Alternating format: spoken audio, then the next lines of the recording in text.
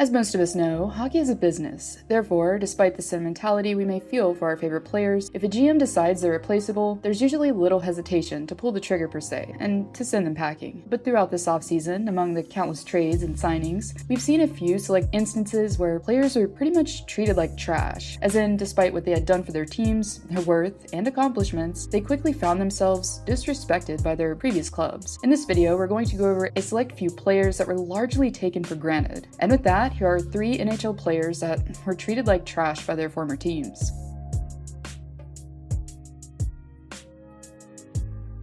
Marc-Andre Fleury, one of the rarest, nicest personalities that we've seen come through the NHL. As in, number 29 over the years has been embraced by multiple fan bases, teams, and cities alike. His smile, demeanor, and team-first mentality have a lot to do with that, most likely. But unfortunately, these qualities have apparently put a sign on Fleury's forehead that reads to NHL GMs, "I can be underappreciated and still go on smiling." Therefore, the netminder was not only tossed out of Pittsburgh, but most recently Sin City in more theatrical fashion. So, most viewers probably know what brought the flower to Vegas initially, but just in case, we're going back to June of 2017. When Fleury, after helping the Penguins win back-to-back Stanley Cups, alongside Matt Murray, was asked to waive his no-trade clause and expose himself to Vegas, he didn't hesitate. Upon being selected, Fleury instantly became the face of the Knights franchise, bringing in fans and most likely boosting ticket sales in the process. Not only did he give relevancy to the newly minted franchise by name, but also by his performance between the pipes. But despite a trip to the Stanley Cup final in the team's inaugural season, never missing the playoffs, and remaining one of the strongest teams in its division, the Knights organization made a shocking decision. Not long after he had won his first Vezina trophy in his career, Fleury was, in most aspects, traded for nothing to the Chicago Blackhawks, with Robin Lehner assuming the starter position thereafter. A decision that hadn't been made in accordance with the netminder. Therefore, Fleury had to learn of the trade via social media instead of getting a courtesy call. It was almost like his agent Alan Walsh had a premonition, now doesn't it?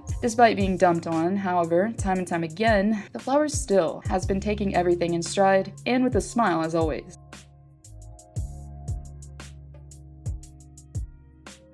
One of the more questionable moves of the summer, well, at least the first one we're going to talk about, involved the Carolina Hurricanes and its bunch of jerks that steer the ship. So, love him or hate him, Dougie Hamilton has developed into one of the best defensemen that the league has to offer. But unfortunately, it's what the Canes didn't offer Hamilton that caused him to seek employment elsewhere. In a similar move of stubbornness, whether it be the team's owner, GM, or both, they were firm in their offer to the blue liner upon free agency, which was reportedly millions less than his actual worth. In fact, following his last campaign, where he recorded 42 points in 55 games last season, and running the power play with ease, Hamilton was replaced with a much cheaper option in Tony DeAngelo. Even more puzzling, however, is the fact that not only did the Canes part ways with Hamilton in order to pinch a few pennies, but also then proceeded to do something increasingly questionable. After Dougie secured his most recent contract with the New Jersey Devils with an AAV of $9 million, Waddell then proceeded to further disrespect his former player, as Waddell decided to continue sparring with Marc Berger and the Canadiens. In the process, he offered close to the same amount of money he reportedly offered Hamilton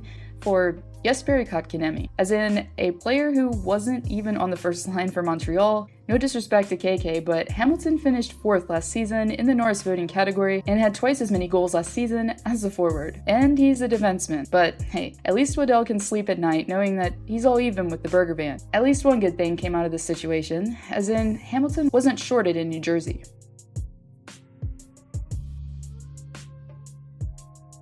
And yes, right back in Raleigh we return to another similar scenario. Player performs well, the franchise decides to be cheap, and the player moves on elsewhere to actually get paid what they're worth. Anyways, this time around, it was Alex Nedeljkovic who was shown the door. After springing into action for Carolina last season, as a rookie, the goaltender went on to thoroughly impress, with the lowest goals against average recorded league-wide with a 1.90. Combined with a winning record of 15-5-3, along with a .932 save percentage, Nedeljkovic got the attention of spectators, as he finished the season as a Calder finalist. But after having such a stellar start for Carolina, the netminder found himself traded to Detroit for a third-rounder and Jonathan Bernier's signing rights. This transpired after he was offered half of what he would later be getting paid in the Motor City, as in Nedeljkovic was asking for a pay raise in the amount of $3.5 million initially in the form of a 2-year contract. Well, similarly to the Hamilton situation, he was offered significantly less in return, as Waddell and company decided to offer an amount to the Calder finalist that screams of backup salary,